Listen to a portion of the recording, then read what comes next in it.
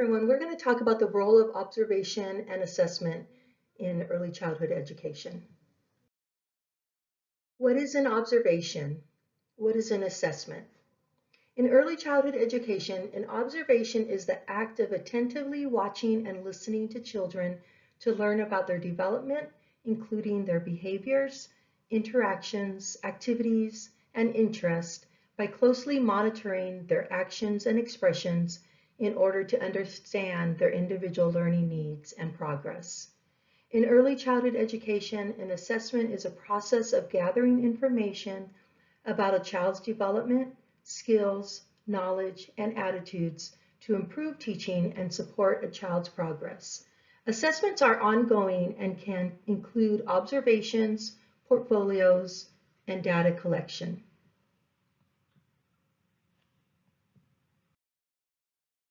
Observations can be conducted continually throughout the day or over an extended period of time. Observations can facilitate the safety of the learning environment, equipment, the health of the child, the developmental milestones or skills of each child, behaviors that occur both inside and outside of the classroom, and each child's learning experience. For example, teachers can use the simplicity of a morning greeting and a casual conversation with a child playing with building blocks as a way to do a daily health screen to ensure that the child is well enough to interact throughout the day.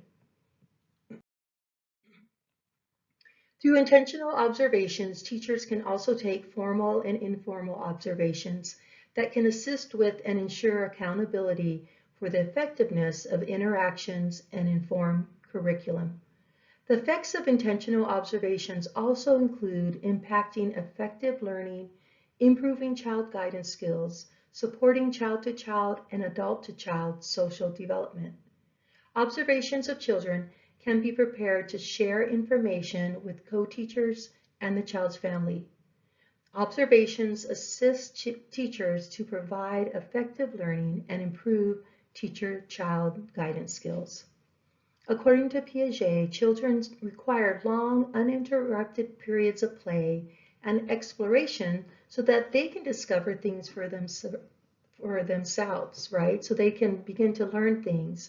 And as they're in these long, uninterrupted periods of play, as an observer, you're going to learn what skills they're learning, what skills they need to learn. The first step in learning to carefully observe children is to learn how to separate your feelings and reactions from what you are seeing to objectively state what is actually happening.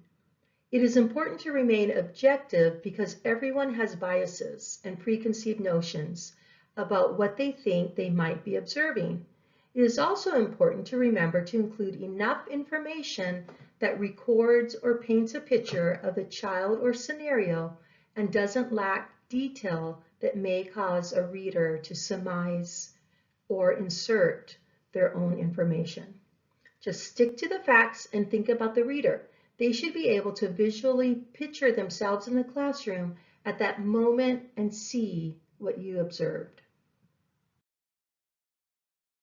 Thorough observations consist of three parts: observing, gathering information about what you see and hearing through careful watching and listening, recording and documenting what you have observed, interpreting, reflecting on what you have observed and written. Often the three parts are referred to as the observation cycle. Each of the steps, combined with reflection on behalf of the teacher, informs a curriculum that a teacher plans for the classroom and shares with families. It is important to remember when writing any records of any kind to avoid red flag words or words that are subjective other than objective. Subjective or red flag words are words that might have a strong emotional meaning to you, but are not objectively written that describes the situation. So a subjective observation, right, or red flag, uh, observation, often influenced by personal past events, experiences, or opinions, and can be biased based on your own cultural experiences. It can be based on your own opinion, assumptions, beliefs, personal beliefs, feelings, rumors, or guesses. Results are inconsistent and vary child to child.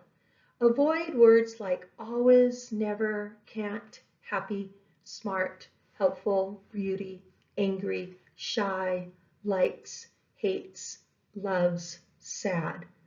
So think of a scenario of a child in an early childhood preschool classroom that has water in their sensory table, and they're doing kind of a float and sink thing, but it seems like, you know, what this child that's at the sensory table likes is throwing blocks into the water and watching the water splash.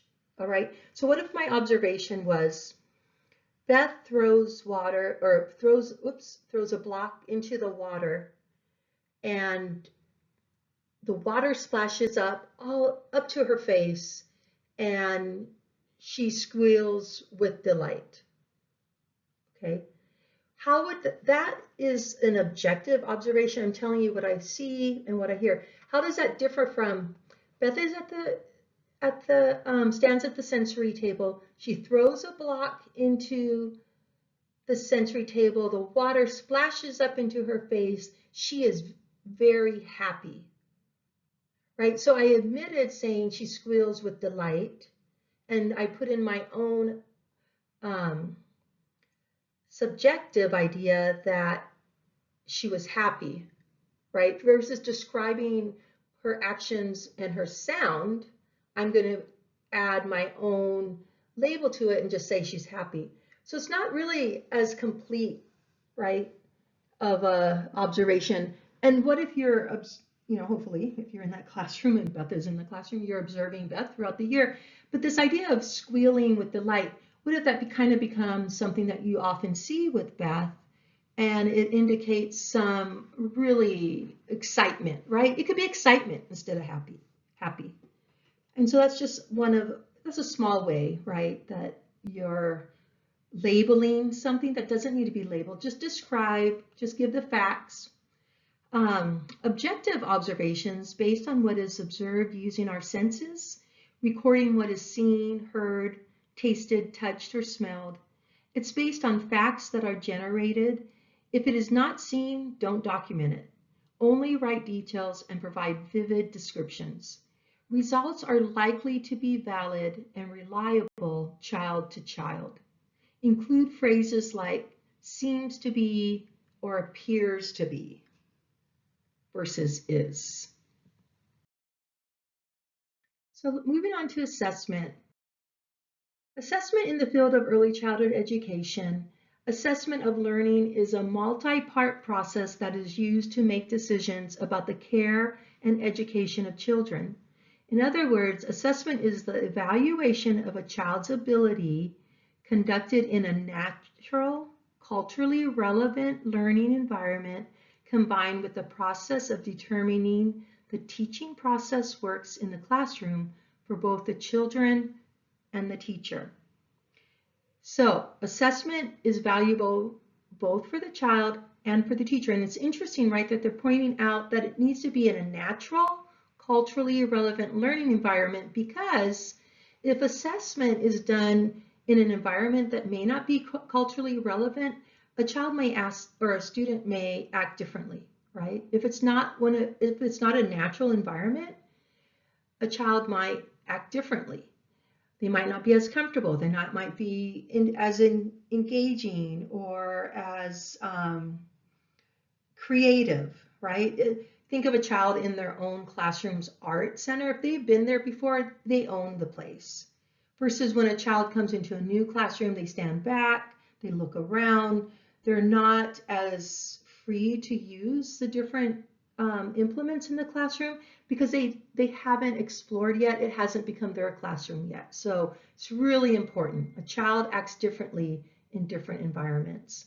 The ultimate goal of assessment is to better understand the child you are teaching and provide them with the programming that will meet their individual needs.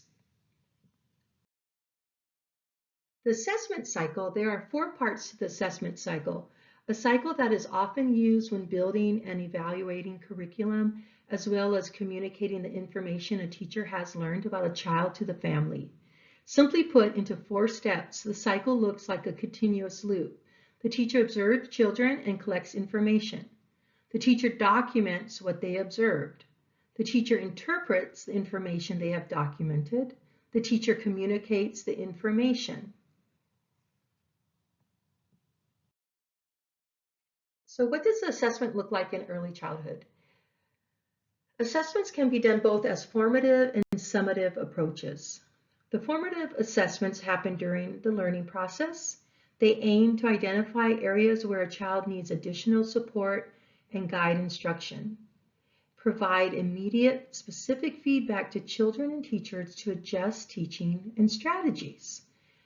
Summative assessment occur at the end of a unit or learning period, are used to determine a child's overall mastery of a skill, and are usually more general and focused on overall performance. According to early childhood curriculum, assessment, and program evaluation, it is important that teachers in early learning environments make ethical, appropriate, valid, and reliable assessment a central part of all early childhood programs. To assess young children's strengths, progress, and needs, use developmentally appropriate assessment methods, culturally and linguistically responsive, tied to children's daily activities, supported by professional development. It's inclusive of families and connected to specific beneficial purposes. The first beneficial purpose is to making sound decisions about teaching and learning. The second beneficial purpose is identifying significant concerns that may require focused intervention for individual children. And the third beneficial purpose is helping programs approve their educational and developmental interventions. Keep in mind that the learning process may look and sound different for each child, and so it is important that teachers are responsive to the individual needs of children. Authentic assessment designed in observation-based documentation is an important part of knowing the interests of each child and their current stage of development. When making decisions about curriculum and activities to provide in early learning classrooms, teachers can feel confident that they are providing intentional experiences that support and respect each child's growth, development, and culture. Effective teachers understand that observations and assessments are also important to help inform teaching practices and guide the learning activities for the children. Observations and assessments are a looking glass into not only the child's physical abilities, but also their interests, strengths, and learning gaps. Through observations of several children, a teacher is able to determine if the content planned for the children was absorbed, if a child is struggling developmentally in any area, if the teaching strategies are effective supporting student learning, if information is present that can be shared with families about child growth and development. Having well-planned and spontaneous intentional activities throughout the day that are rooted in developmentally appropriate practice gives teachers solid information about how to scaffold and develop learning and curriculum for their classroom.